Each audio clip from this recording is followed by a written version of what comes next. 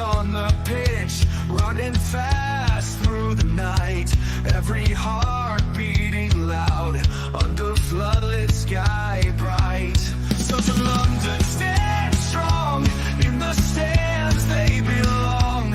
Voices echo like thunder. To the club they sing along. Up in Spurs we arise.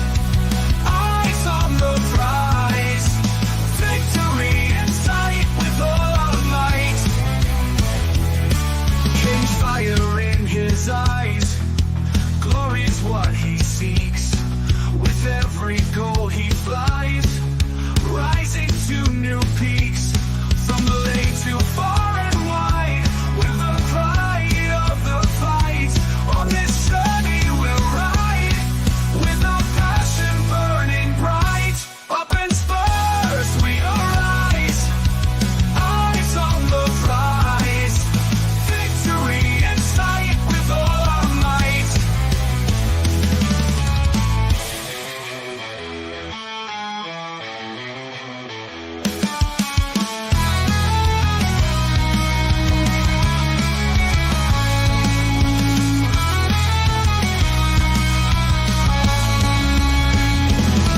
From the lane to far and wide, with the pride of the fight.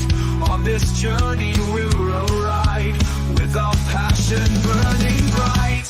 Up in Spurs we arise, eyes on the prize. Victory in sight with all our might. With all our might. With all our might. Hello. Welcome to THFC Till I Die. I am Tequila, and yes, I am the host of tonight's show. Don't worry, I'm not alone. Boris will be joining shortly, and Carl Simpson should be joining also later on. A bit of an impromptu stream because if you haven't heard, Dermo's a bit under the weather with his back, so he's going to be out of action for a couple of days, and also so is Phillips. So, and Com also is away on holiday. Congratulations, Com. Hope you're enjoying yourself, mate. So that leaves it just down to me. So I said to myself, okay, so I'm just going to do a stream. It's going to be a little bit of freeform. It's going to be a little bit, as the title suggests, a little bit of randomness. There's no genuine layout, so to speak. We're going to talk some Spurs if you want, and we're going to leave it up to the chat a little bit to decide what it is you guys want to talk about. And a lot of times, of course, we want it to be via super chats and stuff, but on this occasion, because it's going to be freeform, because it's going to be impromptu kind of thing, we're going to see what people in the chat want to talk about. Primarily football, but it hasn't got to be. We can differ a little bit. We can have a bit of fun with it, because it is a little bit of a break for Spurs. I know it's only been 3 games, so we've only just started the season, but this is the international break, so we can take it away from Spurs. If you guys want to talk about something else, let me know. But let me see if there's anybody in the chat watching. Let's have a look. Nobody so far. I know there's 5 of us watching, so big ups to anyone watching right now. As I said, Boris will be joining me shortly. I can see him in the background there. And we will start by speaking some Spurs. Transfer window's over. We've had 3 games. We're on 4 points. I think I predicted initially that I thought that we'd get 6. I did think we'd lose to Newcastle, but I thought we'd get 3 points at Everton, home to Everton, and we get 3 points away to Leicester. So I suppose on that ratio, I'm 2 points off what I thought. So I can't sit here and say, oh, we've done terribly, but it's a slightly below par. That's where I'm at on the first 3 games of Spurs. I mean, the transfer window is over, so we are stuck with what we've got. And we'll have to make do until January before the palaver starts again. Now, I have been given permission by Dermo to do this stream with his blessing. I don't think he's watching right now. But as far as what we're going to talk about tonight, nothing really is off limits. The only thing I will say is there's been a lot of drama today with the Spurs community. If you don't know, then that's probably good. If you do know, then you probably don't need me to go over it, and I'm not going to talk much about it. I'm not even going to mention the individuals involved. I know who they are. I've watched all the videos. I have my own, obviously, opinion on it, as we all do. But still, it still fills me with disappointment, I think is the right word to use, that we are at each other's necks so much. And it just isn't really good, is it? It's not good for any of us, really. I suppose some people get subs out of it, I guess. But it's not, as a fan base, it's not what we should really be doing. You know, we get enough stick as it is from all the other fans. So to actually be at each other's cases like this, it's just, you know, it doesn't really, it can give us thought-provoking stuff, I suppose, and we can learn from each other, don't get me wrong, but some of the jabs I've seen us taking each other, some of the nasty things I've seen saying to each other, it surprises me. Right, so I have got two lovely gents in the background, and I will bring them on momentarily, if you bear with me a sec. This is actually quite new ground for me, believe it or not. So I'm just making sure everyone's ready, and then I'll invite them in. So we've got Boris and Carl in the background. I'm just making sure they're ready. You ready, guys? Bear with me a sec. I'll bring them in. I'll see if they're there.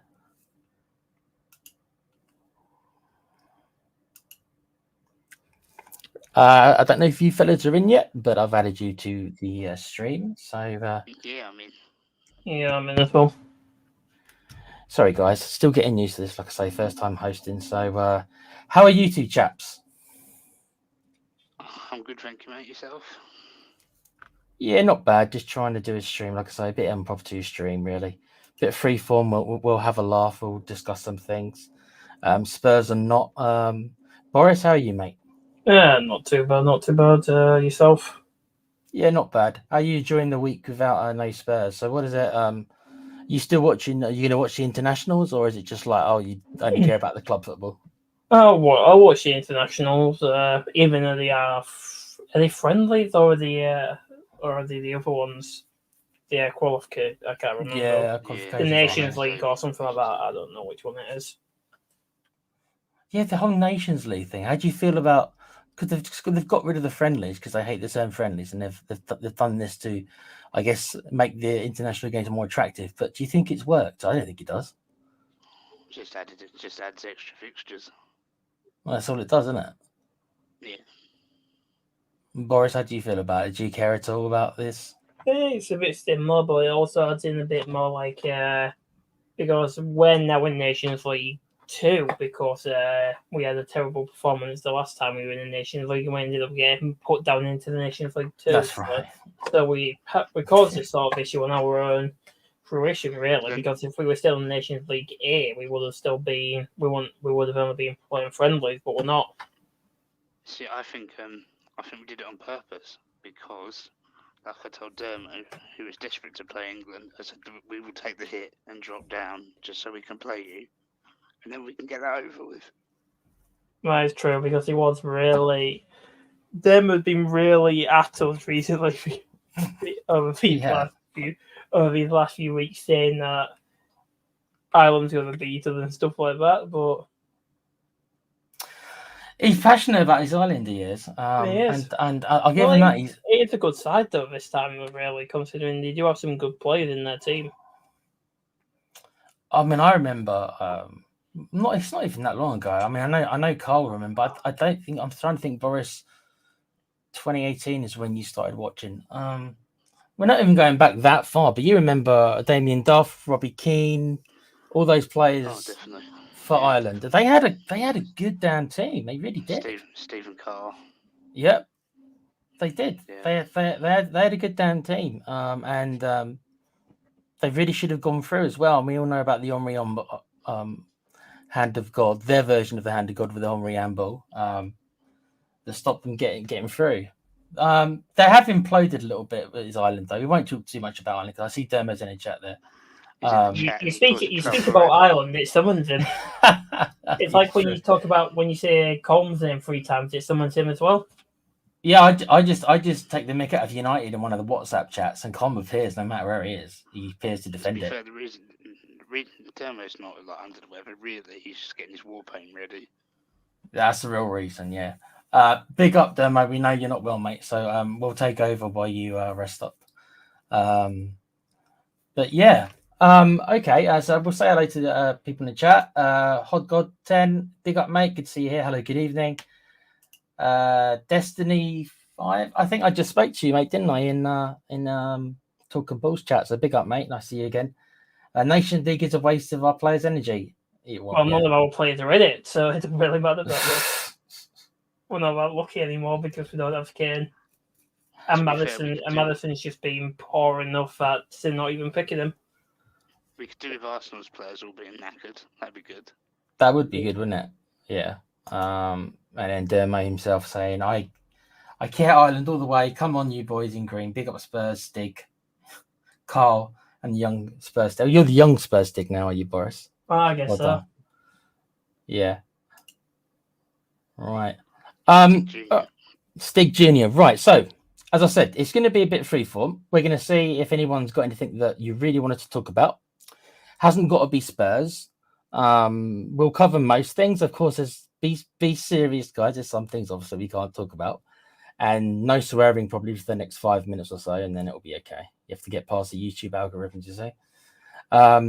So, does either one of you have anything particular want to start us off with? I know, Boris, you said you had a couple of things. Yeah, one's relating to the Europa League squad, what was announced today. Okay. The Spurs, and we've only registered 23 players and not 25, and a certain player hasn't been included in that. That's been Jed Spence. So, have you got the list in front of you? Yep, I have. Do you want to read it out for everyone, just in case they don't know? Yep, no worries. So, goalkeepers, we've taken 4 because of the club training and the registration rules. So, those are Vicario, Forster, Austin, and Whiteman. For defenders, we've got Dragusin, Udogi, Romero, Porro, Davies, and Van der Ven. Midfielders, we've got Son, Basuma, Madison, Gray, Bergvall, Kulusevski, Johnson, Odebert, Sarr, and Bentencourt. And for the forwards, we've got Richarlison, Werner, and Solanke. Right. So, off the top of my head, my first question would be, let's hope we don't get, or my first statement would be, let's hope we don't get any injuries to our fullbacks. Exactly. Yeah. Well, the thing is, Dragusin can play right centre back, but that's an actual right back. But that's actually right back. I don't know how he is about the inverted. Yeah. And also, Van der Ven can play left back, but really, we don't really. It's one of those things where they can, but we don't really want them to. It's not their natural positions. Why do you think we've taken 4 keepers and not Jed Spence? I think it's just registration rules. Yeah, home base. We screwed ourselves over by letting Skip go and not replacing him with anyone who's a homegrown player. Well, I hope that obviously Porro and. Also, why would you take Ben Davis over Spence in the squad? Considering Ben Davis is only there because he refused to leave and he's going at the end of the season anyway. My only answer would be is that Ange, That's an experienced European player, and he can cover centre back. Where Jed Spence can't cover centre back would be the only answer I've got for you, Carl. Whereas in his, he's one of the 4 goalies. I don't know. I can't answer it. What do you think, Boris? Well, I think in regards to the reason we're taking 4 goalkeepers is, as Carl said, due to registration rules, and as well, because we didn't end up replacing Skip with a youngster, bringing through a youngster, so we don't have that aspect. Even though I said that Mikey and Lanky are going to be in the team, so I can't remember if you actually have to register under 21 players if the club trained. I can't remember. Yeah, so they wouldn't even have to be registered. Yeah, I think they're allowed to just be there. So, with that being said, then, is that any kind of sign for you that Ange is not prioritising Europa League, or is that not? Do you think I'm reading too much into it? I just think he's going to use Young there if Porro can't play. I'd imagine. I can't. The team's good enough. It's just Spence. So. I mean, Archie Gray can play. I suppose Archie Gray can play fullback as well. Right back. He can play centre backs, left back, right back, DM, CM, and attacking mid. He can basically play most roles on the pitch. Yeah, if asked of him. I think it's just basically that. I think they realise that Gray can play right back if need be, and that was the one space they could cut. So they really is the regular is not even in the squad, so that says something as well. Yeah. So they really. Turkish transfer window still open as well, and there was rumours that Regulon could be going back to Turkey. You know what? I can see that happening. That's what we did with Sanchez last year, isn't it? We kept Sanchez longer. I'd laugh if we went to Galatasaray, considering they're going to be our hardest opponent in the entire competition. That's fine. We just fire it at Sanchez and just see what happens. Let the comedy commence. Yeah, so it does seem whether any of us like it or not, that Ben Davies looks like it's probably going to be the backup left back / fourth choice centre half this season. I don't get it really. It is what it is. Cole just said that Ben Davies obviously he's going to leave, so this will be his last season. But obviously we couldn't get any money for it. How are you going to feel though? And you be honest. If we have an injury to Ndogi, and then Ben Davies is the one who ends up starting, not coming on, which is different. But if he's starting, and it's in a big game in the Europa League, like we get to the knockouts, and we've got to start Ben Davies against one of the better teams that are going to be left in the competition. It's going to end up being we're all going to sigh, aren't we? Van de Ven doubles and double positions work again if that happens. Yeah. Yeah, Van de Ven will just have to come on and Dragutin will just have to come into one of the centre back positions. That is what we'll have to do. We couldn't start Ben Davies. Surely not. I feel Ben Davies will just start. I think even Ange knows this. He'll start just being cover for centre back. If Udogie gets injured, Mickey goes on the left, and Davies comes in as left centre back or something. Yeah. Okay. Well, that's the first bit of conversation. Let me just catch up with the chat and see if anyone wants to direct the conversation. If not, we'll go on for the next one. Some say Dermo saying. Some say the Island #1 fan.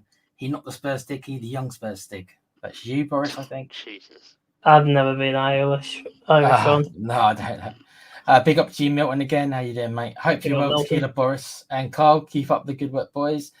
Yeah, Milton, it's a bit of a, like I say, it's a bit of an impromptu stream because Dermo's gone down injured, so we're just putting something together. David Clark, big up, David. Liverpool, one of the tricks again. UEFA trying to pass a clause to get home and away fans to pay a low ceiling max price for tickets for the team playing in Europe, and Levy voted against it. I heard something about this. I have not read all of it. I did hear about it. Don't. If Carl, if you've got information on it, then please tell us more. No, I was the same as David. I read the article and knew that's exactly what Levy were doing. I could not. Yeah, it was Levy and two other teams. I can't remember what the other two teams were. I think they might be Roma and somebody else. I can't remember.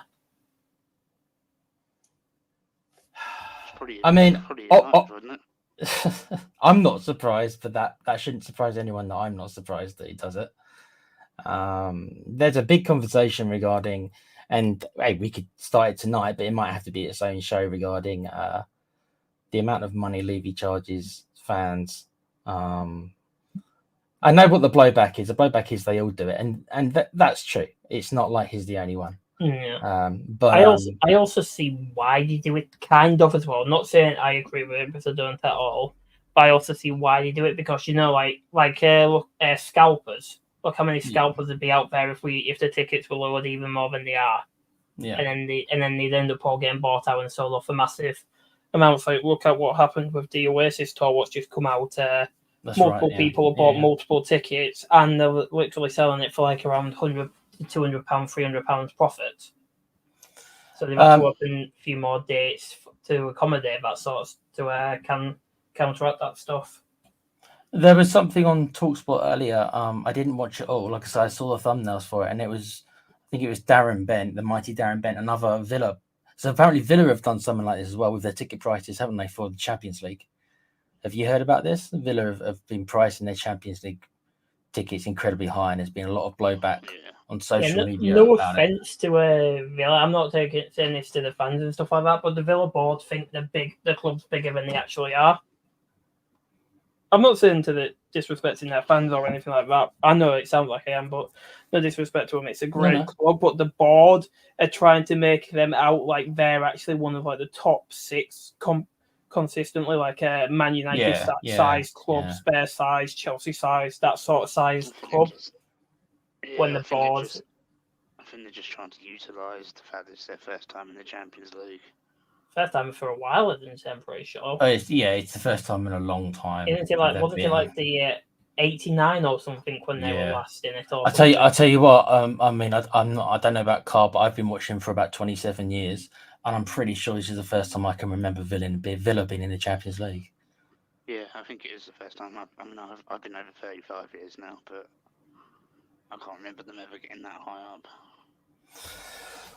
I mean, and the thing, I guess, and because the fans will pay it, that's the thing. The fans will probably pay it because it's the first time a lot of them in their lifetime have seen Villa in the Champions League, so they'll pay it.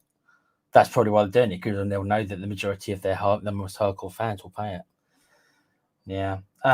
Okay, so Demo again. I think he's talking about, this is a mistake by Ange. Spence should have been picked over Davis. He may be saying, okay, Europe, not that important.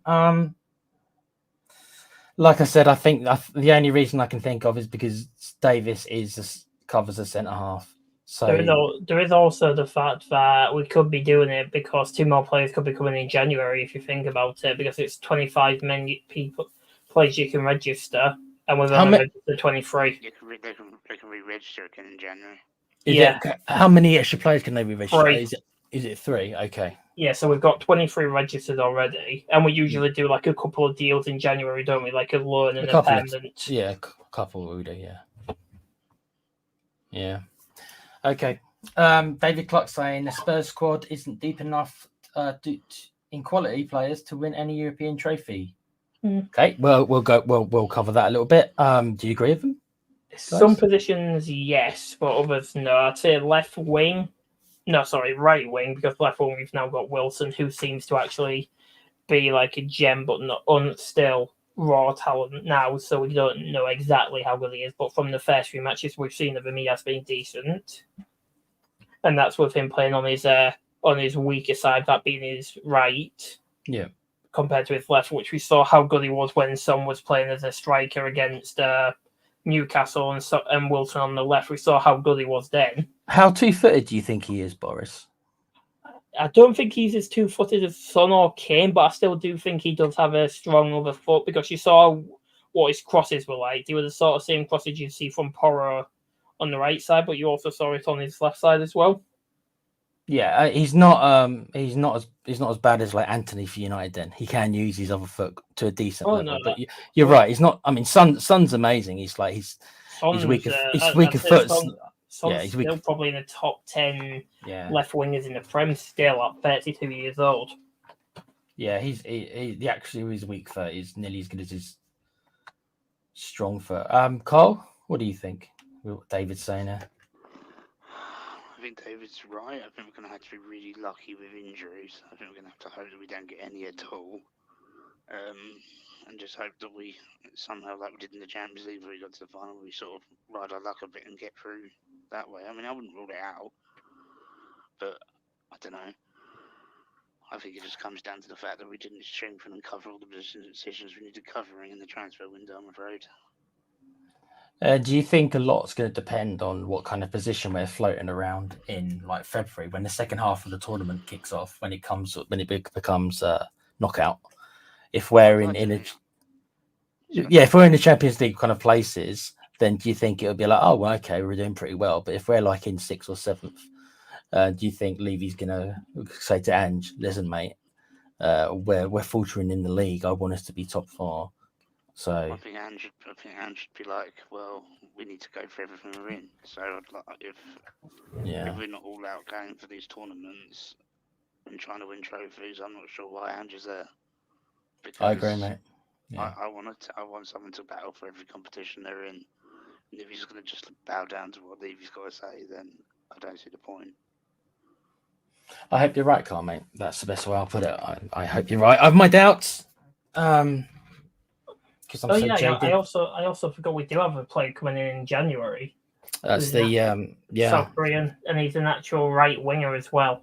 So he's natural on that side, but he is 18 years old, but he's still had a decent turnout for his conversion rate for 25%. In all of his 29 appearances, he's got 25% goal participation in all of his 29 matches. So 25% of them he's done well in. So to be honest, lads. I haven't heard of this kid before he was signed for us. Did you guys ever hear of him before? He was no. So, and be honest again. Are we jumping the gun, thinking it's going to be another song, like we do, or are we expecting him to jump right into the first team kind of thing, or is it kind of like, no, he's going to be here? There's going to be a big culture shift for the lad because it is a very different culture. Massive. Yeah, I think that's why we're going to keep Son around still for a few more years. Anyways, I think we're probably going to even let Son retire at the club. Yeah. In regards to it, and then then Yang will actually have somebody there who's from his own country to actually help him integrate into here and get settled into the league and stuff like that. Yeah, I just don't want, for example, people to think that he's going to appear and immediately like jump into the first team and be this sensation. I'm not saying it's impossible. These things can happen, but let's not all jump over across the kids if it takes him a year or so to just get used to the country alone. Because wasn't Son like 22 or something when he moved to Spurs? He was something like that, wasn't he? 23. He was I don't know how. Well, we signed it from Leverkusen, so obviously he went to Germany. I don't know what year he went to Germany for. How old he was when he went to Germany. I don't know. He was quite young. He might have been of a similar age to what this kid is going to be. He was quite 23. Son was 23. Yeah. I remember when we signed him. Yeah, it was 2015 we signed him. And the people were like, oh, Levy's bought cheap again. Levy's bought cheap. And what names was he linked with that one? And everybody said, like, this one was the cheaper option. I'm trying to go back to 2015 to see who else we were linked with at the time. Oh, it was a long time ago. No, but I don't know. The German league is... I like it for some reason. The conversion rate from, as you just said, Carl, the conversion rate from players generally who come from the German league to the English league is pretty high. Of course, it's not all the time, but is it because the football is more similar than like La Liga or Serie A? If you see most players who come to the Premier League from Germany tend to do a good job. So I think. To be fair, I think the Bundesliga and the Premiership is like the nearest they are together because obviously they're both quite fast paced. Do you think that we should be? Go on, sorry. If anything, German league's a little less lack of defensive stuff, and it's all about attack. It's more open, isn't it? Do you think we should be tapping that market more than we do then? It's a difficult one, really. I think we should have this summer. I think we should have gone and tried to nick Kingsley Coman from Bayern Munich. I think we should have tried harder to get Nkapia from Leverkusen. But obviously Ange didn't want them, so we have to just do what Ange wants. We are still going to continue down the chat, guys. It's just David is obviously, this is what the show is meant to be kind of about. We're going to read the comments. Yeah, go down the chat. Yeah.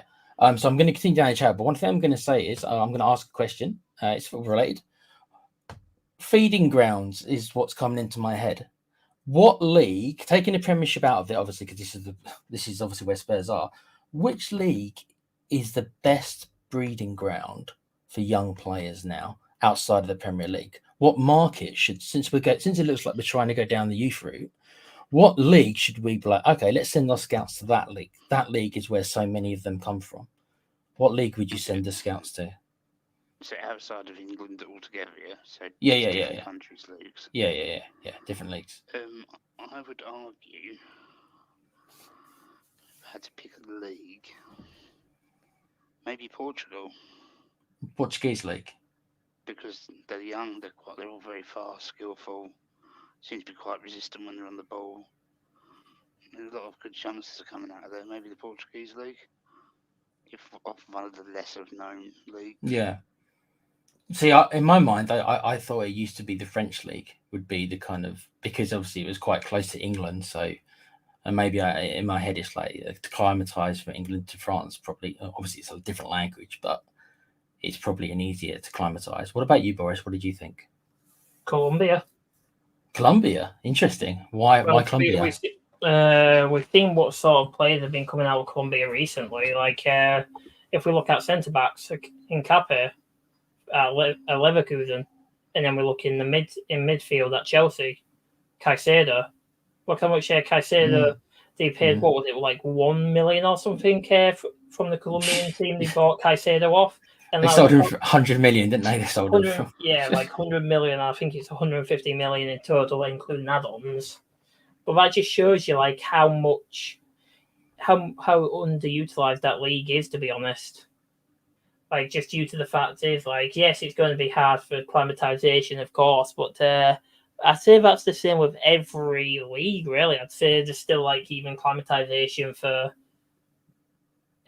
players coming up from the Championship into the Prem. Like, I still feel Archie still had a bit more acclimatization to do towards the Prem, even though he played essentially every single match he could when he was down in the Championship with Leeds. But another league I'd also say what's a good league as well is Sweden. Swedish league. Yeah. Interesting. Gyökeres, Isak, Kulusevski, Bergvall. I know another one, Martial, hasn't even worked out, but still, not Martial. Is it Martial? I can't remember. What's the Alanga? That's it. Anthony Alanga. Yeah. 5 Swedish players what have all made it to the top flights of European football, and then like there's all the past ones like Zlatan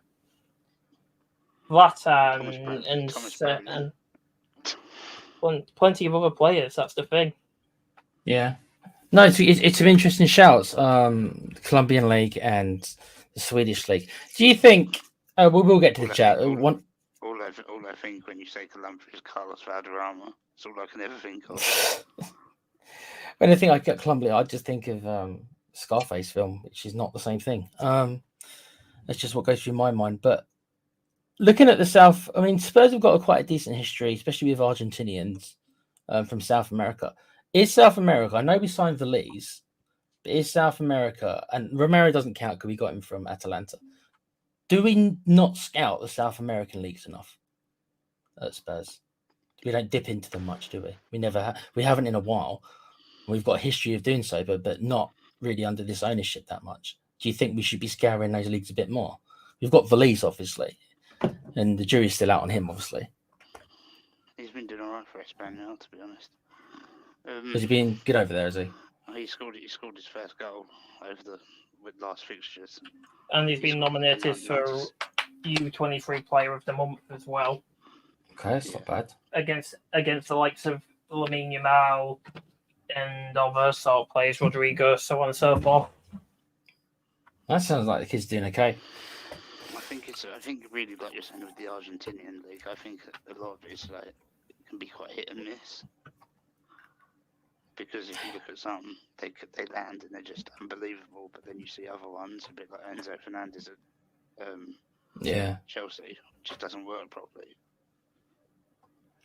Yeah, and I know that it's difficult to buy players, isn't it? They've got different rules, and it's difficult to buy players. They've got ownership of players over there, haven't they? Which sometimes can make a lot of transfers more difficult as well. Right. Okay. So.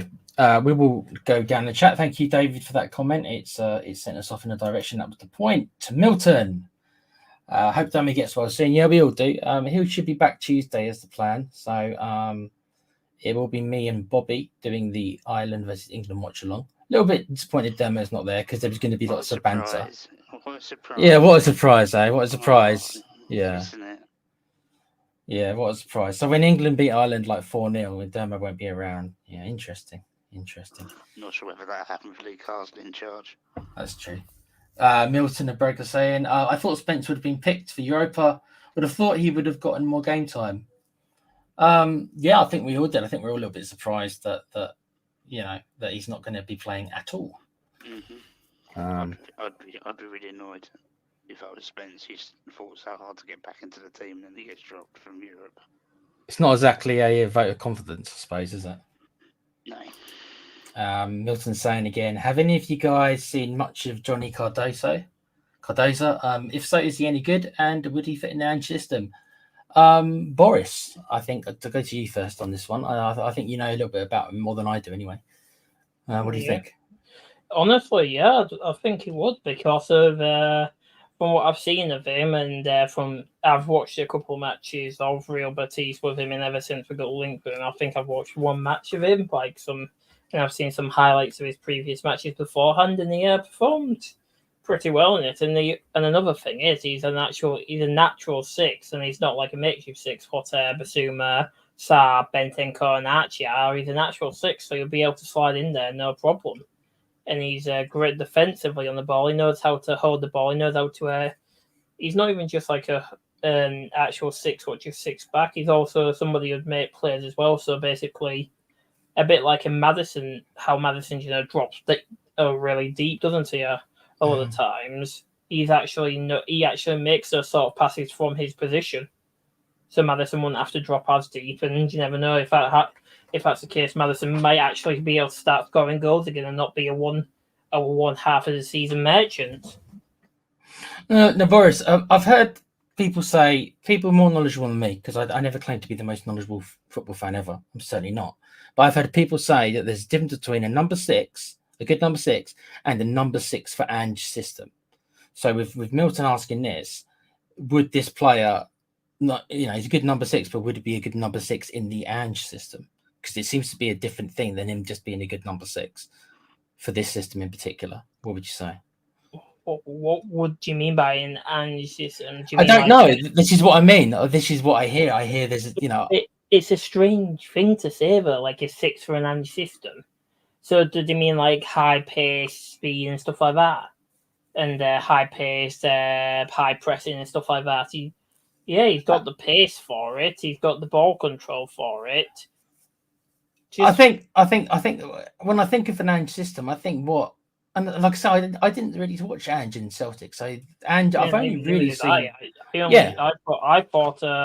I thought we were getting somebody like Arne Slot or something. I'm not going to lie to you.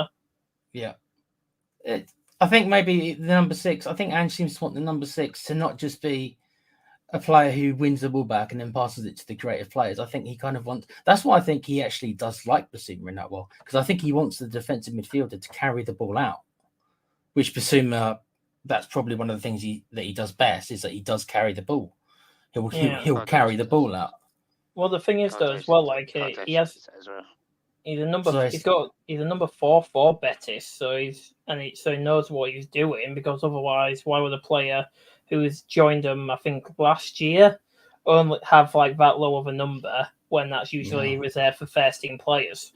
Right. And he knows how to gather the ball back. He knows how to get far up the pitch, and he knows how to do a good interception, and he knows how to make sure that everything's held up and nothing stops him. I mean, he's got quite good body strength. I don't know what you really want out of an Ange system of a number 6.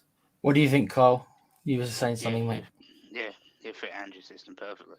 You think so? Because he's a 6, but he doesn't just drop back; he pushes forward as well. Yeah, I'd actually say he's more progressive than Basuma. Really? He actually pushes, and he's a lot more passing forward. He passes the ball forward quite fast, and I fully expect Spurs to take the option up when we can to sign him, 100%. Because it's only £21 million as well. That's right. Maybe he is the answer then. But we won't be getting until next summer though. Or do you think we could go in for him January, or is it next summer? I still think we could get him January. It depends on when the clause is activated. Because he said sometime in the 24-5 season, so that could mean January time, or that could mean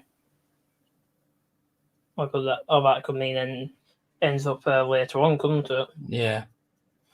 Well, we'll have to see Milton, but the lads generally think that Cole in particular is pretty impressed with him. They think he'd do well in that Ange system. So I hope that answers the question, Milton.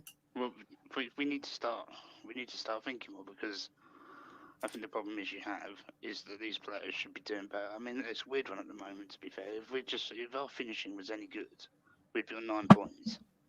Yeah. The way we're playing is fine. We're just not hitting the back end of a bomb. That's the problem. But we should be. This is where these other clubs, big clubs like Man City now, their fans and their club expect them to win. And I think that sometimes we fall behind in the fact that we're like, oh, we played all right, but we may not have the points. I want to win every game. So I expect Spurs to cut out any issue and really go for it.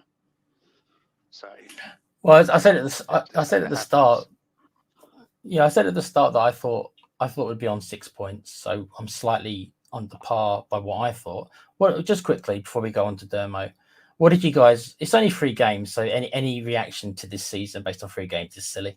But what points did you think we'd be on after 3 games? Oh, I thought 9. Honestly, You thought 9. I thought we could. We should have smashed Leicester. I don't know how the hell we didn't win that game. How the hell we didn't take out Everton was there. That was easy. We all saw how good that was. And then Newcastle. How did we not take Newcastle out? I've never seen a team go to St James's Park and just control the game as much as they did and just not win. It's just like there was just nothing. There was nothing up front. Boris, what did you have us on before the matches? What did you think we were going to be on?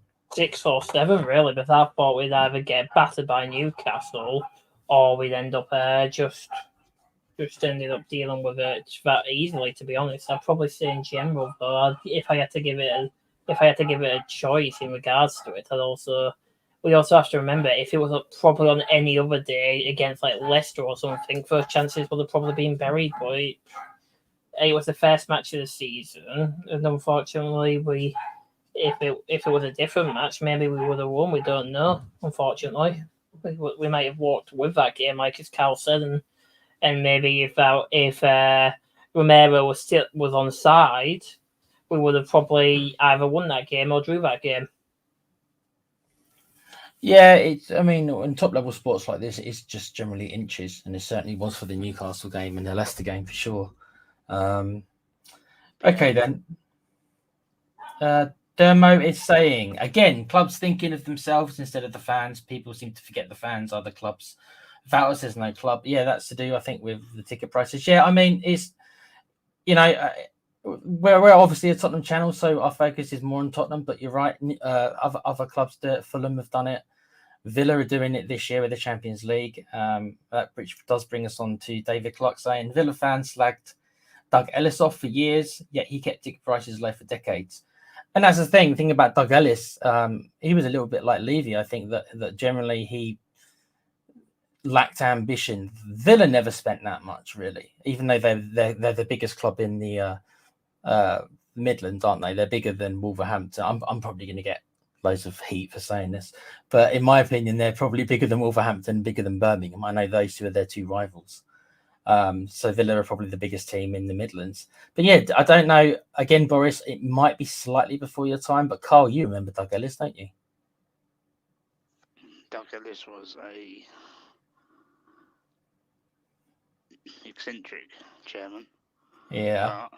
An eccentric chairman who did love Aston Villa. He just didn't really have the money to push them any further. But I mean, he was there for years. He was. All the way through when I was a kid.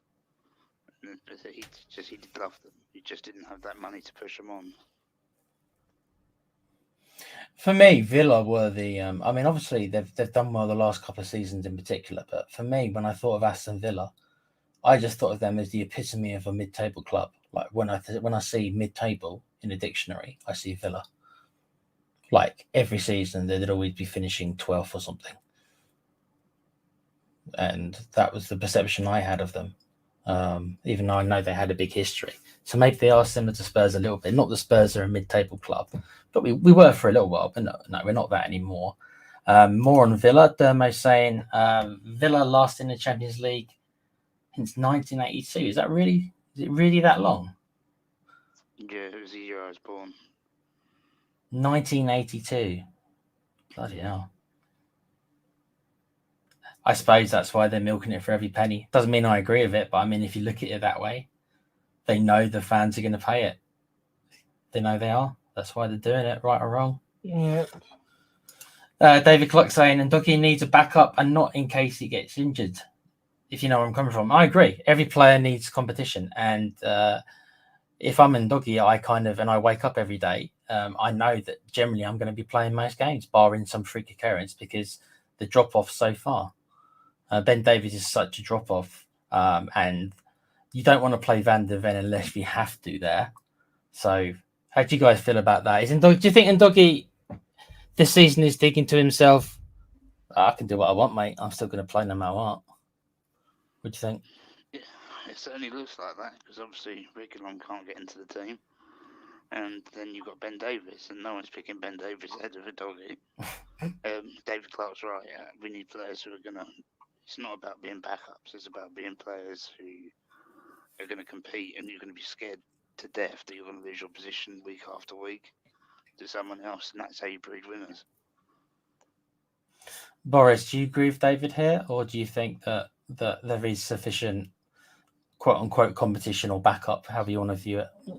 There's not sufficient quote-unquote competition, of course. It's not, because it's one of the areas what we all said that we needed some more depth in regards to some competition anyways. But I'd also then say as well, I don't think Udoggy's got that sort of mentality, saying that he can slack off or anything like that from what I've seen of him. I personally don't know him, so this is just going off from what I've seen. It doesn't look like he's that sort of mentality type of player, so I don't think that'll end up happening. I hope I could end up being proven wrong that he does end up becoming one of those type of players, but we've just got to wait and see, really, don't we? It is a wait and see. You hope that obviously he's got a professional enough attitude to where he'll still give 100%, and you'd like to think if Ange thinks that he's not giving 100%, that he'll give him a kick up the backside. That's what we hope. But yeah, it is everyone sees the transfer window differently. I wasn't a massive fan of it, as I've made it clear. I think Boris, you were slightly more positive about it than I was, and Carl, I don't think you loved it either. But why we didn't get some form of a left back, we didn't, get even a young left back. Since we were so much for the youth this year, a young player who's a left back. I know Archie Gray kind of can play there, but it's really not his preferred. And Jed Spence, of course, and says that he can play there, but even Ange just said in his presses that, well, no, he sees him as a right back. He doesn't see him as a left back, but he can play there. Why didn't we go and spend and get a young left back? I don't know. You can tell with me. I mean, obviously not on in our chats. I was spitting feathers. I remember there about the fact that we just wouldn't got a left back and leaving us so short, because it's the same thing every year. It's the same thing we always say as Spurs fans. Oh, we didn't do enough to.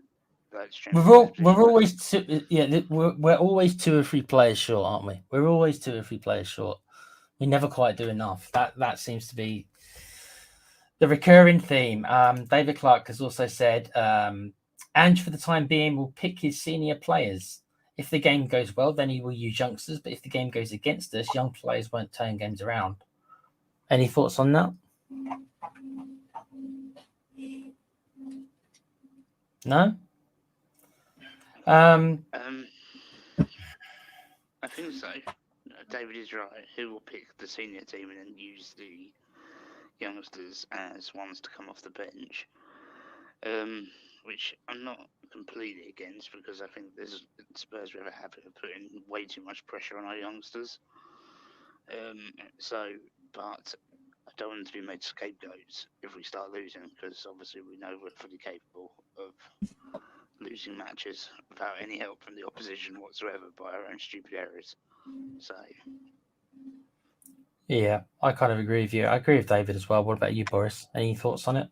Yeah, I just said the exact same. Like, yeah, it's right, really. That, and so it's Carl in regards to saying, like, we don't want to end up bringing young players on in those matches because otherwise they'll end up getting blamed for it in regards to it, even though they've done nothing wrong in that regard unless they've made a crucial error. But they're young players for a reason.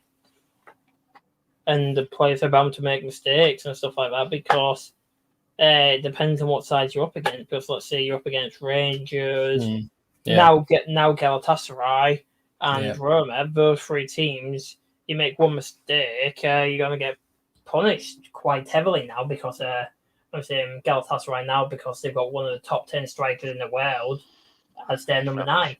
It's crazy that it's crazy that he went there. Well, he had no choice. Conte told him to bugger off. You're not ever getting back in the team. I mean, as Boris said, he's in the top 10 strikers in the world. I think that's fair. And for him to be playing, crazy, mate. He can't play every position. Yeah. Thermo saying, question to the great panel: if you could pick one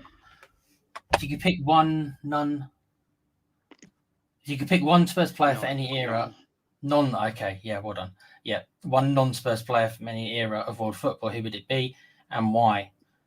And which Spurs manager would you pick and why? Okay, that's.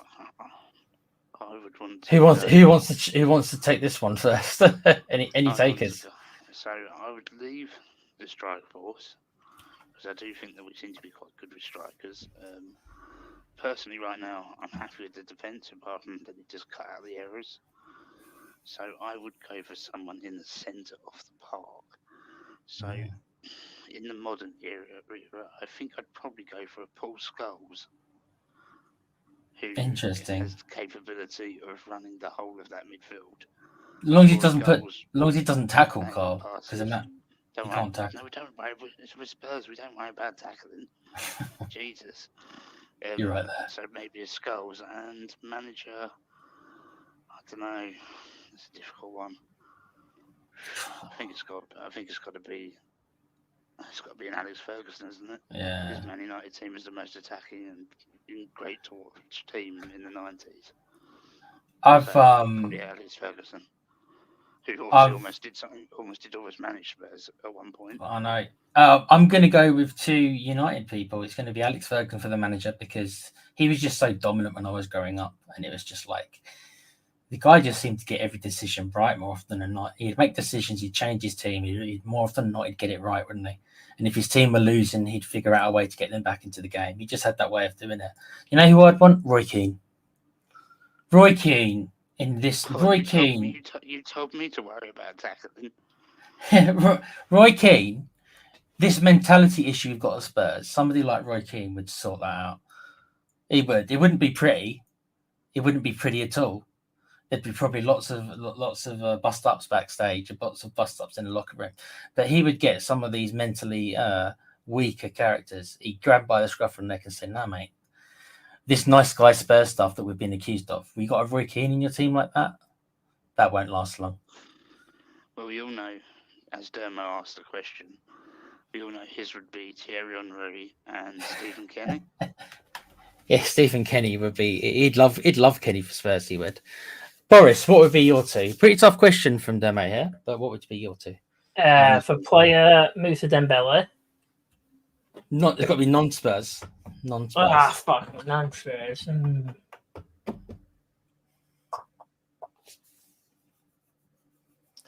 Eden Hazard. Interesting. He nearly signed for Spurs as well, according to Harry Redknapp, didn't he? Exactly. And I'd say nearly everyone's always signed for Spurs. Yeah, Willian almost signed for Spurs. Hazard almost signed for Spurs.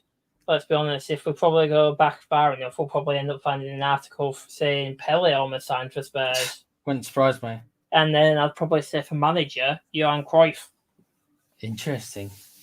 essentially the creator of attacking football, essentially. So you'd want him to come in and literally just change a lot of how our youth teams play to completely revolutionise the club, then changing the club ethos and how we play. Interesting. Yeah, well, he was the one who revolutionised attacking football inside of management. So yeah, interesting. Just this the question's too loaded. Could you imagine Messi playing in that number 10 role? Oh God, yeah. Be amazing, or even Ronaldo out on his left when he was. Right, Dermo saying, thank you, Tequila, Carl and Boris. You lads are legends, and thank you for taking the reins off the channel. I am so appreciative and lucky to have a team. I have. Thank you, guys. Dermo, you're welcome, mate. Just rest up. And you are the face of the channel. Make of that what you will. Bless you, Dermo. But we want you back as soon as you can. But get on, mate. Hot God saying, I'd have Dave Maquire, full stop, Dermo. Always referring to Dermo. Incredible player and influence. Would easily take our team to the next level. Yeah. Dave Maquire is a legend. I haven't seen enough of him personally. What about you, Carl? Do you remember Dave Maquire? Yeah, he was something else. Obviously, I was not old enough to see him properly. He was grown up, but what I have seen is unbelievable. I've still got to go over all those videos Dermo gave me. I've gone through some of them, but not all of them. He was one of those. He was one of those players that, when he had the ball, it looked effortless. It looked like no one could get near him. A bit like Dembele used to do. You know, when he used to get the ball. Press resistant, is that what they call it? Press resistant. 100%. Yeah. The real N7 Yid Lewis, big up, mate. This Spurs squad is well below average. We'll take that quickly. Personally, I wouldn't say it's below average. I would say it is average to me. I wouldn't say it's below average. What about you guys? I wouldn't say it's below average, but time will tell how good it actually is. Like I said, it all depends on if we avoid injuries.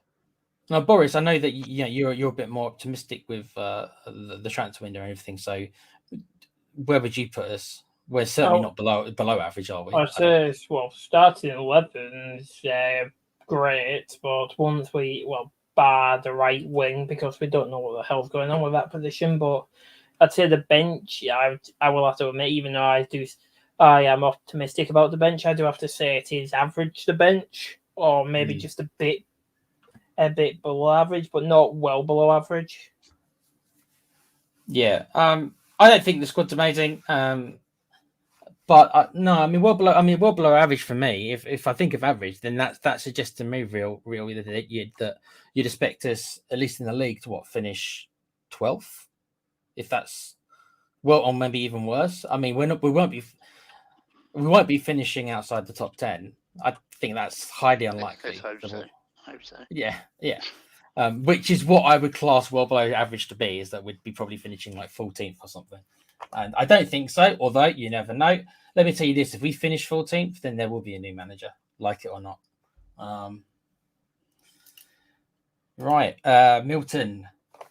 Question to the panel. If Spurs went a whole season unbeaten but don't win the league, would you still call it the Invincibles? Yeah, well... in that sense, it is, because you are unbeaten. You know what, Milton? If that happened, I would ask for an Invincible trophy. Think about it. Think if you think about. I mean, obviously we've already blown it for this year because we've already won a game. But let's say you drew every game in a Premiership season and you got 38 points. Number one, you still might be relegated. Probably not. You'd probably just about get out. But you could still maybe be relegated at 38 points. Could you imagine being the team who drew every game? Hell yeah! I'd have a bus journey around London. Just me on the top of the bus. Just Invincible. We'd organise a parade, wouldn't we? I can see it. Unbeaten for the season. You'd have to pay for it yourself, though, because Daniel Levy wouldn't pay for it. Oh yeah, he won't even hire the bus. Yeah, he won't even hire the bus, mate. Boris, how would you feel about being an undefeated team with only draws for the whole season? I'd just say it'd be funny. I wonder. To be fair, we did go unbeaten at the old White Hart Lane last season before it got knocked down. That's true. Yeah, that's true. I wonder what team. I don't know. I'd have to look up on Wikipedia or something. I wonder what team's got the most draws ever recorded in a season, at least in the top flight. It's probably I wonder us. what. Well, there's like 1-5, lost 2 or something, or lost 5 and then drawn like 30, something crazy like that. I wonder what that stat is. That'd be funny. Man City. 18, Man City. 1993 to 94. Really? How many draws did they get? 18. Wow. So that's nearly half their matches. Oh yeah, right, yeah. And the most consecutive draws has been Norwich with 7 back to back. 7 draws in a row. Wow. Yeah. Okay. Interesting stats we're bringing up.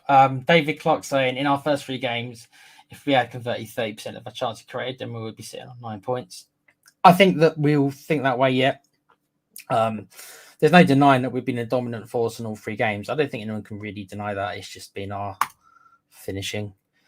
Dermos again, please everyone pick up your memberships and send in super chat to help channel grow. Thank you for reminding me. I haven't been plugging that, Dermo. Yeah, so we have got all our memberships. We've got all our monetization back after those 4 or 5 months where YouTube would be in, I won't say that, I suppose, not very nice people.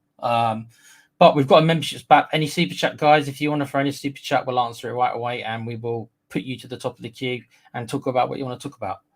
That's the best way to put it. If you get a membership or a super chat in, it'll keep us around for another week. Pretty much. And the objective tonight is pizza, as I told everyone. So we're off to pizza tonight. Milton, Portuguese league is pretty good. Yes, I think that's what you said, Boris. That was Cal. That was Carl. Sorry, mate. Yeah. Yeah, so Milton agrees with you, Carl. Yeah, I still think the French league, maybe I'm just old-fashioned now. Maybe the French league isn't as good as it used to be. Well, the French league used to be like the home of Ibrahimovic, Camavinga, all those sort of.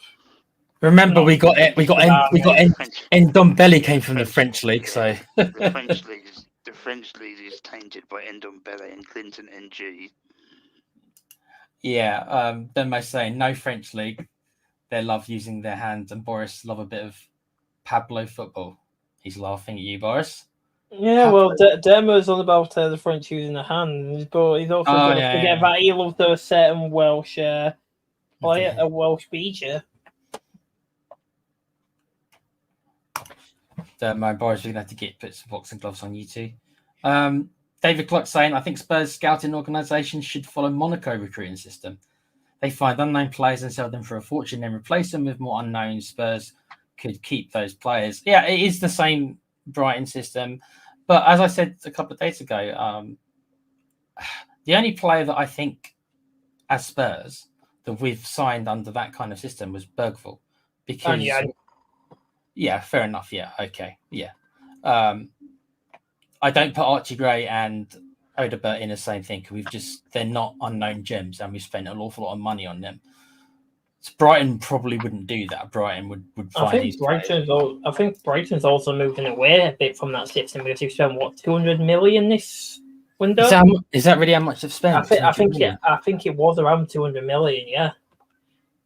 But that was like 25, 30 million plus for a lot of players though.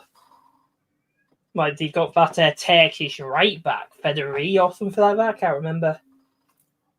So do you think then, Boris, that Brighton have, because they've made all these money because they've sold like several players for 100 million, that their chairman's finally said, okay, let's reinvest this in proper players, so to speak, ready-made players? Well, the thing is, though, they don't even really need to sell players because I'm pretty sure their owner is still one of like the richest Prem owners out there. Yeah, well, but they go through that method, obviously. But I feel like they're going through the mate. They're starting to do what every other Premier League club is. So nobody looks at the players they bring in as much because of how cheap they got them for. So they're trying to move away from that method so they can use it for certain players from what it looks like. Thing is that if everyone is now doing the Brighton method, then there is only so many players to go around. Do you know what I mean? There is only so many. So if everyone's doing the same thing, then you also have to remember that Brian have lost a lot of their scouting management team as well. A lot of it has been headhunted to other teams. Yeah. Mainly Chelsea. Yeah. Potter took a lot of them with him, didn't he? Pretty sure he did, didn't he? Yeah. Potter took a lot of them. Yeah, he took a lot of the coaching staff. The funny thing is that I wouldn't be surprised if Chelsea find a 5-year-old Brazilian kid playing keepy ups in one of the favelas in Brazil, and they just put a £10 million price on his head. Mate, they've probably already got one, and he's training in like the 17th training pitch, and they've forgotten he was even in the squad. Probably. I've got to catch them all. No, right, Bowley. Andy English, big up, mate. Hi, guys. It would be enough to scout the Swedish club BP, Deki, Lucas, Gigaretz, and Spurs ladies. Nilden Spurs ladies are from that Stockholm-based club. Do you know this club, Boris or Carwell? The club is talking about? Yeah, it's the one, do you like what Kulu talked about before and stuff like that, saying where he came through the academy and stuff like that. That's the club. So they're basically the biggest breeding ground for Swedish players, then, is it? Yeah, they're the top flight one. And like we've probably got even more friendly relationship with them now due to the fact is we treated Bergvall's older brother at the Tottenham Hotspur Stadium. Our medical team did some physio work on him and stuff like that as a help. So I wouldn't be surprised if we end up having an affiliate link with them now anyways. Yeah. Big up Philip Brady. Great show. Well done. Thank you, Mr. Godfather. Again, like Dermo, you take care of yourself. And then when you're ready to come back, we'll be here. Roundtable talk. Ooh, snap. Tequila's in charge. Look out. It's been surprisingly decent and surprisingly quite well behaved. I'm almost shocked. Yeah, we just ramble on a bit too much stuff on what it looked like. Yeah, we do talk too much, but yeah, it's actually been quite calm. I was expecting all kind of fireworks. I haven't screwed up massively yet. Still time, either. So, keep tuning in. Roundtable. The real N7 Yid Lewis is saying, "Come on, guys, you sound like Levy. Everything. Potential players. We should be demanding the best players or proven players." I agree, and that was my issue with the transfer window. I wanted a bit more proven players to go alongside the youth. So I agree to a certain degree. Brilliant. It's, I'm a bit more Levy out than I think the other two lads. Though Carl actually surprised me with his. Hell no, I'm 100% Levy out. Yeah. So I don't think. I think we kind of agree with you. With that, I think we all want. We wanted a bit more proven players. We did, Lewis. Yeah. We did. And I agree with Lewis as well. Exactly. And for the players we've already got as well. It's like what he's saying is correct. We should be demanding that they know what they have to do to win, not giving them, they did it right, but it just wasn't meant to be. We should be like, right, you need to do this now. The only thing I'll disagree with on you, Lewis, is the part of the end where you say the best players. Now, I'm going to be honest with you. The best players aren't going to come to Spurs at the moment. The best players aren't going to come to Spurs. We can get proven players, the kind of level below, they'll come to Spurs if you pay them enough. The best players aren't going to come to Spurs. Not where we are right now. They're not. We need to be challenging for the title kind of thing on a regular basis and getting quite far into the Champions League on a regular basis. We're not a top tier club, right? Not in the whole framework. We're not. We're the tier below that. And if you want to progress to the top tier club, it's not something you just do overnight, really. And the other top tier clubs really in the Prem now are, unfortunately, there's others in Tottenham, further up in the other part of North London. Man City and Liverpool, those are the only top clubs in England. Man United have dropped slightly below because of their recent history, but I do agree, but then a little bit I do agree with Lewis as well in the fact that you still got to be in it to win it. Instead of these proven players, we should still be trying to get them. Not because you telling me that Galatasaray are in the same competition as us. No. We couldn't try to get Osherman on loan as well at the same time. Yeah, I agree. I agree that there are some players who kind of not slip through the net, so to speak. But there are certain players that, yeah, we could have gone in for Osimhen. The wages probably were the big deal. That was probably the big thing. It's The because he's got that wages. stupid apparent 150k cap he's put on the bloody squad, apparent.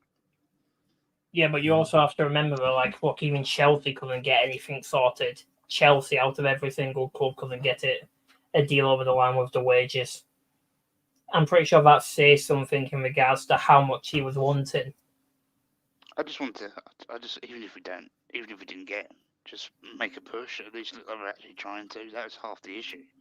Well, maybe we went in for him behind the scenes. Like, I highly doubt it, but you never know. We might have gone in for him behind the scenes.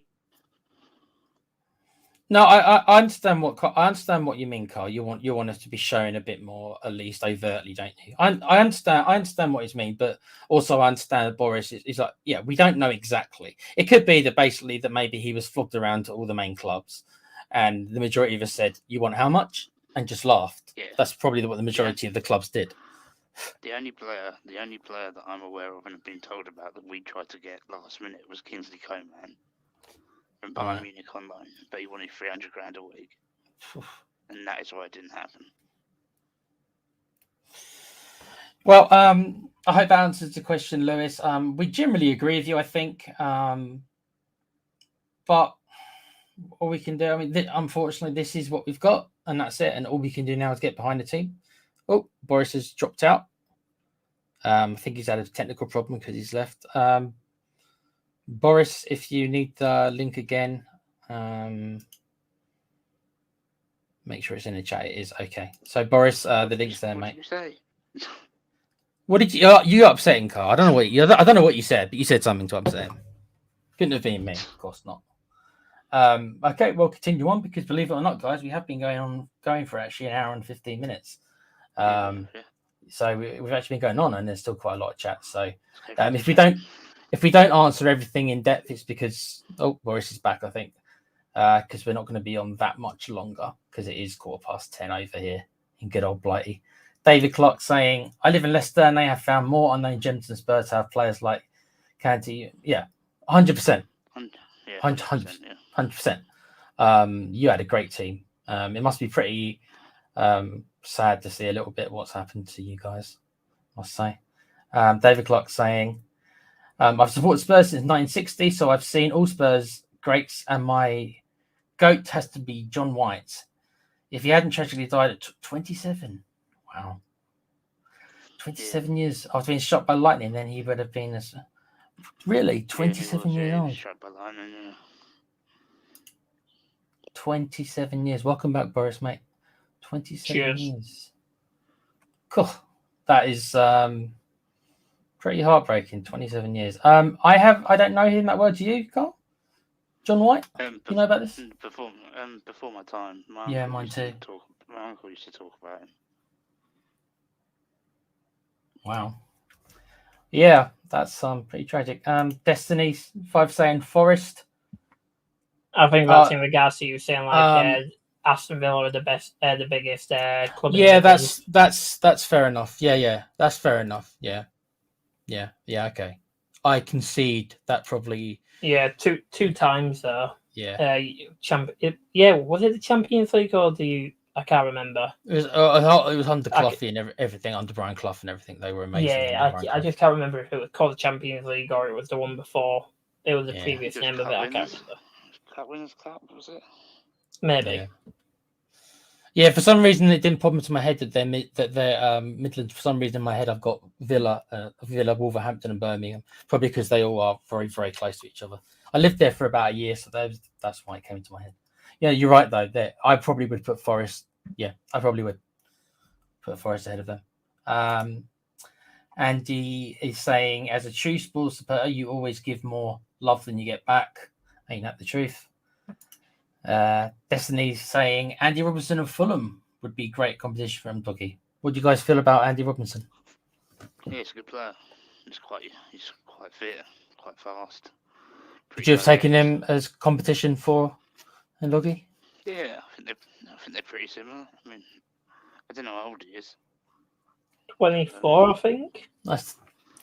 Levy Yeah, would have Levy would have sanctioned that deal just about 24. It's the sort of player we want, because I hate the word backup. I hate it because I don't want backups. I want people who can knock people out of Compete. positions. Yeah. I don't want no backup. Backups don't breed winners. You need people who have won squad or own positions. I actually class them differently. So I suppose in like my perfect squad, I'd have 2 players fighting for a position, and then the backup would be a utility player like a Ben Davies, who would literally be backup for an emergency. That's my idea of a backup compared to competition. No, he's 27 now. Yeah, so 27. You know, too old for him. Or might be too old for Levy. That sounds very wrong. I had this argument with someone the other day when we were talking about strikers, about saying that we should only ever have 2. And I said we used to have 4 top class strikers, all battling it out for 2 positions. So that's rubbish. We had Berbatov, Keane, Defoe, and Crouch at one point. So you can do it. You can do it, and it is based upon how many games, right? Because if you got no European football, then maybe I can see it. But we've got European football this year, and I think there's a good chance we'll qualify for some form of Europe next season. So you can accommodate 3 strikers for one position, especially if the third player maybe is a bit more of a utility kind of, who can play like maybe Richarlison, who can play on the left as well. So there's room for that, I think. Yeah. Demo. I think Solanke will come good. I still think he will. He may not be everyone's choice. Well, I hope still so. think if he was on the pitch against Newcastle, he would 100% won that game. Yeah. And I think Richie could be an impact. You saw how Johnson was as an impact player. He made it different coming off the bench and not having the pressure of starting. So maybe take advantage that way. Well, it's not even just that. It's, as long as we can unlock Richie's purple patch again and make it so it's not just a purple patch, we might be able to get him into that sort of form consistently. Hopefully. Yeah, he just needs to get himself fit. I mean, he wasn't this injury prone before he joined Spurs. Well, no player is. Let's be honest. Well, welcome to the Spurs medical team, everybody. We have a doctor though. Yeah. Dermo saying, right, lads, on Saturday, the Godfather will rain fire on the game. Bring your inner Michael Collins because the boys in green are going to beat England. I can feel it in my great Irish granny bones. Yawn. You wait till Declan Rice scores a hat-trick against them. Wow. Dermo will literally... No, we'd have a hat-trick from Declan Rice, Jack Grealish, and Kane. Wow. And maybe a couple of goals from Harry Maguire as well. I actually think it'd be quite close, but I do think that Grealish or someone will score and it'll wind him up something rotten. If Grealish or Rice scores, and Dermo, bless him, he's going to be resting his back and he's just going to jump up and start running around in anger if either one of them scores. Bless him. Milton asks, do you guys think Mikey Moore is going to get much game time this season?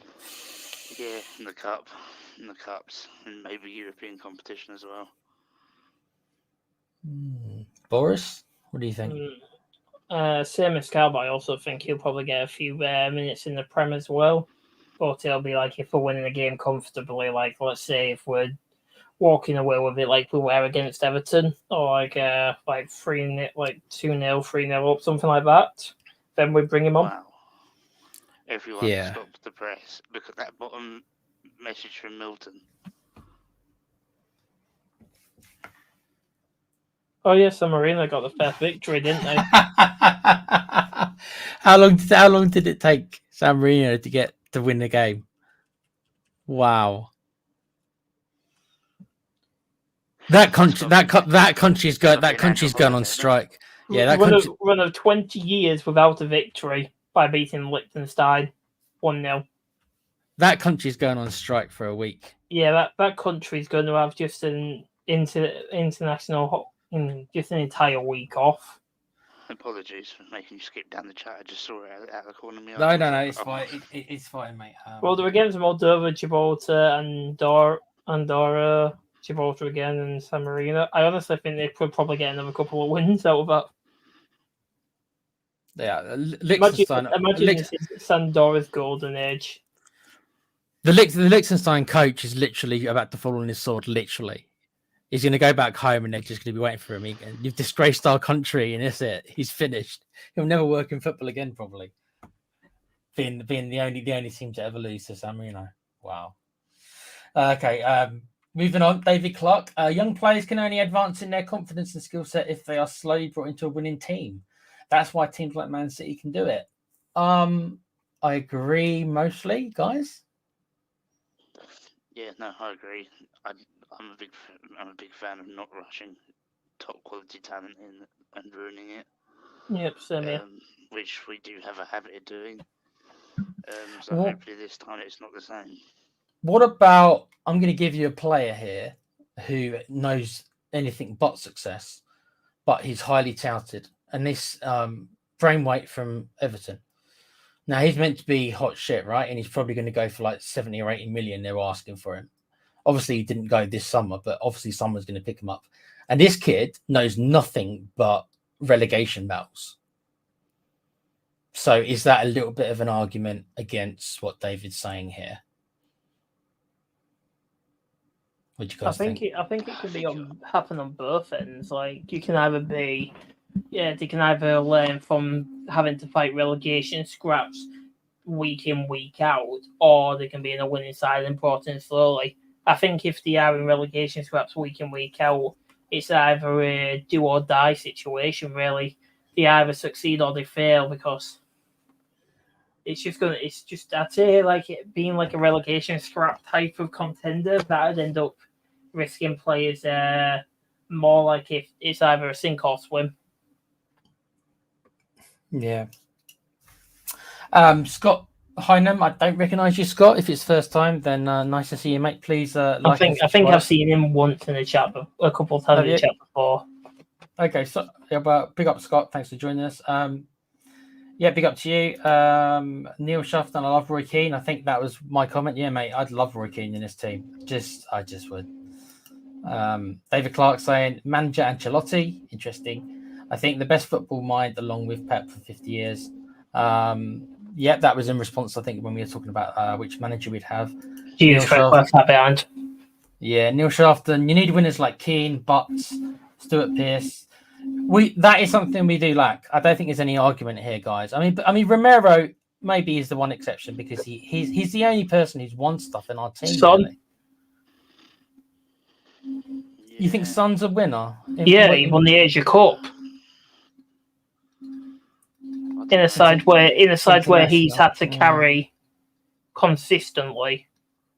But let's be honest, what did Romero before Romero came to Spurs? What did he win in his club career? Nothing. He still hasn't won anything. None of them won anything in their club careers. I think he's just got that temperament to be that sort of leader. No, I mean, technically Boris is right. Boris is right. Yeah, he's right. But at the same, I think it's a lot down to the players' own personal hype as well. Do you think though? And football's football, it is, but they're both international successes. We haven't got anyone who's had any club. Does that make any difference? Like I say, football is football, but there's been no club success anywhere in our team. Only Maddison, who won the league with Leicester. That's true, I suppose. Well, was Maddison in that team then? Yeah. Was he in that team, or was he signed that year? I think so. I think he was in that team. I'm sure he was. He played alongside Mahrez. Oh, it might have been then, so... Mm-hmm. If he has, then he's the only one. Yeah, I think obviously Romero is a Genoa. Jackerson was Genoa. Vicario wasn't. And Doggy wasn't. Pedro Porro, Lisbon Sporting. Porro's won a few cups at Sporting. So Porro's won a couple of things over in Portugal. Right. Decky and Bentancur were both at Juventus. That's true. Yeah, I don't know if that was the... They might have won a couple of Scudettos or something. We have got winners. It's just something what happens. You come to Spurs and some sort of temperament change happens and you start doubting yourself.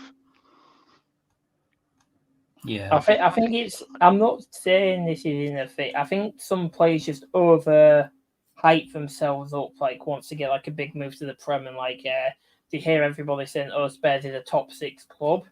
They think they're not going to have to battle as hard for victory, if you know what I mean, like to Yeah. try and win, because they think it's going to be easy. Because if they hear fans and stuff like that, like from either opposition fans or other fans saying Spurs is in the top 6, they're not going to really. They'll think, oh, it's going to be a lot easier for me to win stuff. Yeah.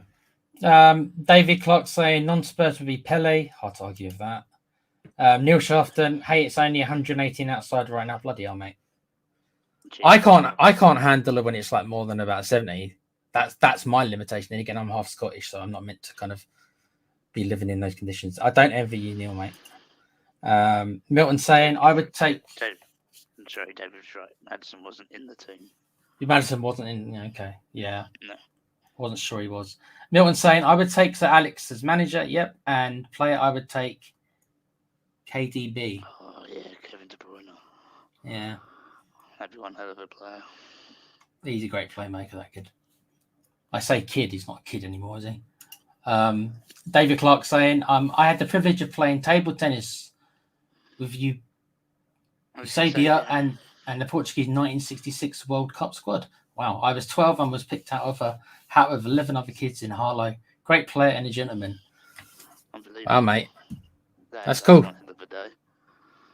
I bet you won't. I bet you. Well, you haven't obviously ever forgotten it. I bet you never did, mate. Why would you? David Clark also saying we will never go unbeaten because our middle name is bounce back ability, mate. Remember who said that? What was his name? Ian Dowie, wasn't it? Carl might remember that. I don't know. Everyone was like, "Is that actually a word?" No, it's not, but it's become a word. Well done, Ian Dowie. That's your claim to fame, mate. Very clever bloke. Yeah. David Clark saying also difference is when Levy sells expensive players, he has to have a garage sale. Yeah. I think that's why we never go in for those really expensive signings, because most of the times they turn out to end up being flops. So I think Levy's just realised he's gone banned too many times. Yeah. It's played a role, yeah. We must be the only club in the Premier League who has an inability to sell people to Saudi Arabia. Because we're the only team where we don't seem to get any profit back from the players we buy. Well, I mean, apparently they were all set for Richie. It was just Richie's personal choice. I mean, I don't blame him. I wouldn't think I'd want to go there either. But the thing is, though, the fans also seemed to the ones he was going to Al Hilal. I can't remember the name of it. One of those teams, they were actually hating Richie and throwing racial abuse and abuse at him. You can't exactly blame him if you're already hated before you've even joined the club. It's like, yeah, all right. I'm glad we kept him because obviously we weren't going to replace them. So I'm glad Richie stuck around. Yeah, chances are we wouldn't have replaced him. You're right. David Clark saying the only time Levy paid to full price is when he visits Soho. Mate, he ain't got to pay for that. He just flashes it. He just pulls out in his flash car and they just come running. Nah, mate, Levy ain't got to pay for it. Levy's way too wealthy overall that he ain't got to pay for it. Neil Shafton saying you have to find loopholes so you can violate rules and pay out a lot of money to buy the league. Do that and you become a top team. That seems to be the formula. Why isn't Chelsea become a top team then? Well, they did under Abramovich. I guess. I'm on about now. They haven't become a top team now, and they've almost spent £1 billion. No, now they've just gone nuts. Now they know that they've got a transfer ban coming. Yeah, well, from what were rumours and stuff saying like that, it seems Nkunku might end up leaving. Yeah. I wish I could explain to either one of you guys what Chelsea's plan is. I don't think they have one. I think it's just like, he looks nice, I'll buy him. He looks nice, I'll buy him. I don't think it's gone any further than that. Doesn't seem that way. Jesus Christ. What? Oh no. Do you know this match what San Marino just won? It's their second ever competitive match win. Second? See, I didn't even think they'd won one before. I thought that was the first. So they've actually won one before then. Yeah. Okay. Yep. Thanks, Milton. We've had a laugh at that already. Tekken, great show, lads. Hope you're well. Big up, Tekken, mate. I saw you in the other chat earlier as well. Hope you're well. And the last one, and we're about 10:30, so we'll probably leave it after this one. Yeah. Madison wasn't the Premier Champions winning team. That's what you said earlier, Yeah. Boris. Right. So, Oh yeah, unless I've got a bit more news from. Okay, Well, go for it. It's only supposed, from what I've seen and from what I've heard from sources and from other things and what I've looked at, it only seems to be rumours. Okay. But we are looking at Angel Gomez from Lille from France, Yeah. as he seems to be leaving on a free at the end of this season, so we could end up getting him. Yeah, he's a good player. I know he is. Yeah. I've also heard tonight, only rumours, of course, that we are taking a real look at Rabiot, who's currently a free transfer who could move now to the club. Well, what would you feel about? What would you feel about Rabiot? I'm mixed. I'm mixed on him. He's that midfielder. If that midfield, if we're getting him on a free, why not? Is that midfielder that we've lost in Skip? He's better than Skip. He's better than Skip. I agree there. Is he going to be the wages? Is he going to be after the crazy wages though? It depends on how much his mother tries to demand and has it put in her name.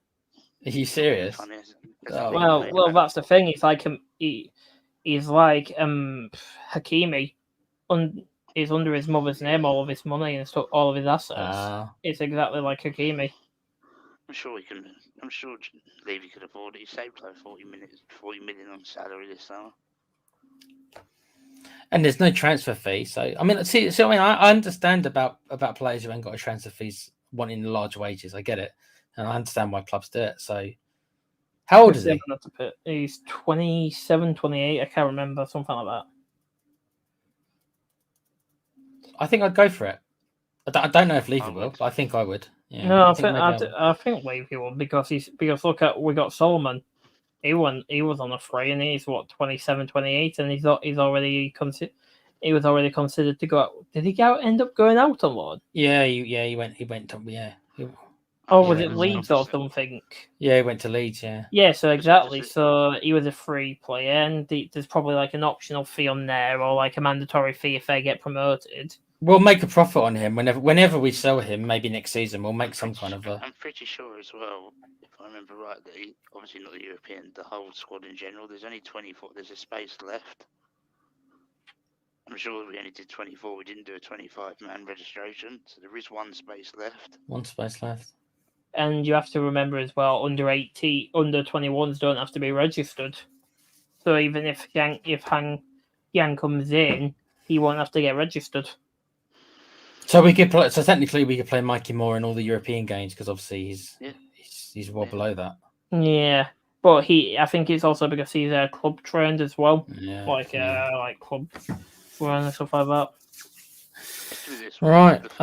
Let's just put it this way: the first 3 games of the season, apart from obviously the finishing, I've seen a lot there, which is a lot more confident I've seen in previous years. The way we're playing, we just need to get that finishing sorted so we can start turning them into 3 points. We just need Solanke to come back, or Richie even.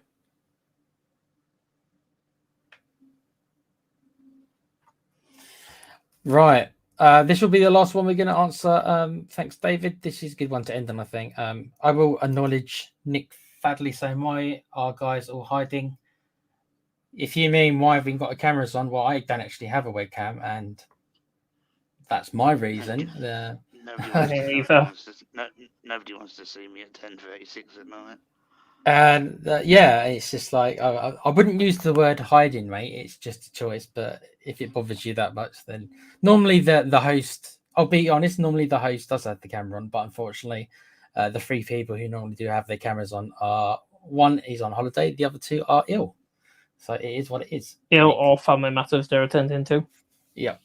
But yeah, so the last question that we're going to answer is an interesting one. Doesn't involve Spurs per se, but this could be something that If Man City managed to find another loophole, it could be a big problem. Right, so congratulate Leicester City lawyers for avoiding a points deduction. They illegally extended their tax year to 13 months, and so it went outside the time to charge Leicester. There was a whole thing on TalkSport about this that I watched earlier on. And basically the idea is just like, basically they've got really, really good lawyers. And the big concern is that Man City are going to pull the same stuff because they're going to have really, really good lawyers. And I know it's not the same thing. But what are your concerns? How do you feel about Leicester, and any concerns about Man City pulling a similar trick? And we'll end it on this one. So, so sorry to interrupt, Tequila, but we've just got a donation through from Nick Fadley. Big up, Nick. Thanks for that, mate. You didn't have to do that. It just came for a quick visit. That's all right, mate. You're welcome. You kept us in the job for another week. Kept us in the job for another week. We might be able to get a slice of pizza. Big up, mate. I wasn't taking a shot at you or anything. I was just trying to explain that we're not really hiding. It's just normally the host does have the camera on, but it's just we're short staffed, so to speak. So it's like I never really have much. Yeah, normally I have some animation playing, but because I'm actually hosting the show and I've got a crappy PC, I didn't want to take the risk of having the animation because it drains my resources heavily. So because I'm the host today, I can't have my animation on. That's what I normally do. Professional. Yeah. So to answer the question, thanks for the donation, Nick. Normally, very appreciated of the donor. Yeah. Thank you again. Normally, the host does have the camera on. Normally, it's just this has all happened pretty fast. This is just like, okay, let's just throw a stream together, see what happens, kind of thing. But thanks for the donation, bro. We do appreciate it. No worries, mate. It's fine, Nick. Yeah. So the thing with Leicester and City, who wants to tackle this one before we head off? Who wants to go? You just want to go? Just good lawyers. Yeah, you think it's as simple as? Think it's just as simple as that? They found the loophole and taken advantage of it. I don't think City can do the same because what I've heard, they haven't got those. There's too many issues for them to hide them all under one thing. But we will find out soon enough because the trial is starting this month, and we will find out towards Christmas. Fair enough. I think I agree. I don't know if it's going to be the same for City. I just think there's too much fire with City. Leicester is more that they break like one thing. It's like, is he going to find 115 loopholes? What do you think, Boris? I'd probably say the same, but you also have to remember if Leicester's lawyers are this good, Man City's on a completely different level because Man City's are backed by a state, so they can literally get the best of the best lawyers around. So I honestly think they'll probably get those charges knocked down to, I'd probably say, like maybe 50 or something. I know it sounds like a lot of charges will get knocked off, but I honestly think with the resources that Man City have at their disposal, I honestly do think a lot of the charges will end up getting knocked off with how good the lawyers are. Yeah, I think they will get some sort of point reduction. Probably like I was going to say probably like even like a 20 to 30 point reduction, but that won't even really stop them, will it? If you think about it. Yeah, I think 150. Yeah, I think they'll have their super lawyers that will get them off some of them, but getting them off all the 150, I don't know. I don't know if there's even I don't even know if there's a lawyer that powerful. Maybe Lionel Hutz, if anyone knows who that is. Carl Mike from The Simpsons. Hutz. Yeah, maybe he could. He's not getting off any of their charges. Yeah, some super lawyer. Right, I think that's it then, guys. It was an impromptu stream. Like I say, it was a bit free form. It was just kind of like, let's see what happens. It was you quite never know. While Lanley might get him off it. You never know. He could do. If he could come in the entire city into a monorail, you really think he won't be able to get them off it? monorail. Thank you, everyone in the chat for the patience, obviously. And thank you again, Nick, very much for the donation. Yeah, we appreciate it, guys. We just wanted to put something out so everyone had something to watch. I hope it wasn't too strenuous for you. Hopefully we'll do some more. Yeah, Dermo will be back on Tuesday, but there's no Spurs obviously this weekend. We hope it'll be back on Tuesday if everything goes well. Hopefully so. Okay then, guys. Well, like, subscribe, pick up your memberships if you haven't, or be like Super Nick and give us a super chat to help us on our way. But if if no one's got anything else, I guess I will play the outro if I can find it. Koi big for Saturday, Tekken says. And then next Saturday or the Saturday after? Well, it's Sunday, isn't it? Next Sunday. Yeah, we'll He's cover. I think he's talking about Ireland. Just come on, you boys in green. Well, I think we're going to smash them. Sorry, Dermo. We're all English here, aren't we? So come on, we're going to smash them. Yeah. Exactly, we're going to smash him. Smash him 10-0. Nah, I think it'd be a close game. Not as bad as that. I'd probably say like 3-0 up though. Jack Grealish is going to score. Jack Grealish is assist from Rice. Jack Grealish goal. Can see it already. And the Harry Kane weldy. Yeah. Halfway across the pitch like he did against Hoffenheim. Looks good to me, guys. All right then. Is he joining? Philip's joining that game. Joining the game, apparently. Okay. Wait, so Philip's going to be the 12th man for Ireland? Keep all in track and make sure you don't misbehave. We're going to have a ref cam on Philip while he's walking around the pitch. Tekken, are you talking about Ray Houghton's wonder strike against Italy? Remember 1990? No, it was 94, wasn't it? Ray Houghton's to kick. Tekken says yes. That's what he meant. All right, guys. We're going to finish it off there. Thank you again for all of your chats and all of your questions again. We might be alive another day during this week, anyways, because probably more Spurs news coming down the line, anyways, within the next week. So, Tequila, will you take us out? I will. Quiz. Lovely.